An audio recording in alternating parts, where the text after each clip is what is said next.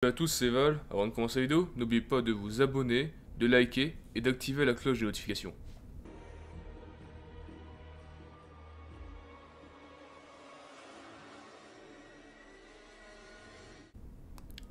C'est l'histoire de Laurent. Lors de ces faits, Laurent était moniteur, dans une colonie assez reculée, dans une zone rurale. La colonie se trouvait dans un grand complexe, et au milieu il y avait un joli manoir du XVIIe siècle.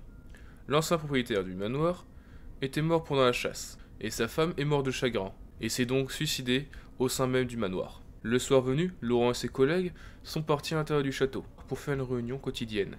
Vers 1 h du matin, Laurent et ses collègues racontent des histoires qui font peur. Il est 2 h du matin. Laurent doit ranger sa activité où les enfants ont fait de la peinture.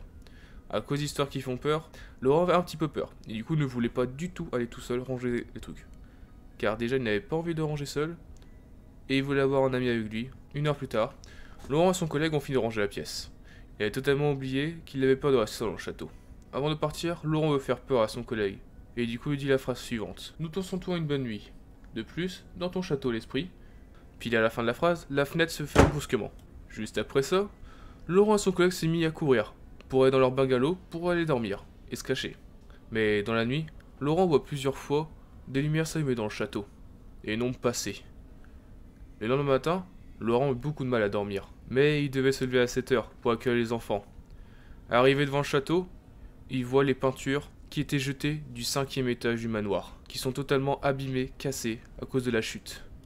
Laurent n'a jamais compris ce qui s'est passé, mais ce qui est sûr, c'est qu'il n'est jamais revenu dans ce manoir.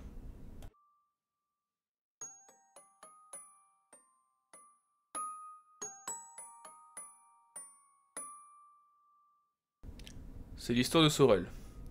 C'était son dernier jour au collège. Sur le chemin du retour, elle trouve son chemin anormalement long, alors qu'elle habite juste à 1 km du collège. Arrivée à un passage piéton, elle attend. En face d'elle, elle voit une femme de 2,70 m, teint clair et avec un masque chirurgical. Passage piéton, elle se trouve avec 3 autres de ses camarades, mais elles ne réagissent pas quand Sorel leur montre la personne en face. Sorel a un début de schizophrénie, mais à cause de sa schizophrénie, Sorel passe autre de ce qu'elle vient de voir.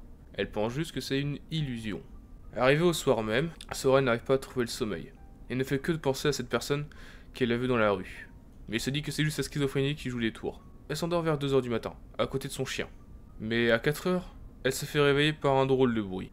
Et du coup se lève en sursaut et autour d'elle, mais ne voit rien. Et voit juste une petite lumière dépasser sous sa porte. Et voit la même dame, assise sur sa chaise. Elle prend peur, allume la lumière instantanément, et ne voit rien. Il n'y avait rien sous cette chaise. Et la lumière sous la porte avait disparu. Après ça, Sorel se rendort. Mais 1 h plus tard, il se passe encore la même chose. Sauf que cette fois-ci, elle ne peut pas bouger. Et comprend qu'au final, elle fait une paralysie du sommeil. La dame qu'elle a vue plusieurs heures avant est dans sa chambre. Sorel peut bouger et ne comprend rien. La dame lui parle, mais Sorel ne comprend rien. La dame a des ciseaux avec elle. Sorel a peur, panique. Mais la dame continue à parler, mais Sorel ne comprend rien. Se rapproche lentement avec ses ciseaux au bord du visage de Sorel. Sorel commence à pleurer. Puis d'un coup, la dame descendit lentement avec ses ciseaux vers son chien. Et puis la dame commence à planter le chien de Sorel. Puis d'un coup, Sorel se réveille. Puis plus rien. Il n'y avait rien. Son chien dormait, Sorel n'avait rien. Il n'y avait personne dans la chambre. Avec ce qui vient de se passer, Sorel a eu beaucoup de mal à dormir. Son chien dormait toujours, et du coup savait qu'il ne s'était rien passé. Plus tard le matin, Sorel se réveille.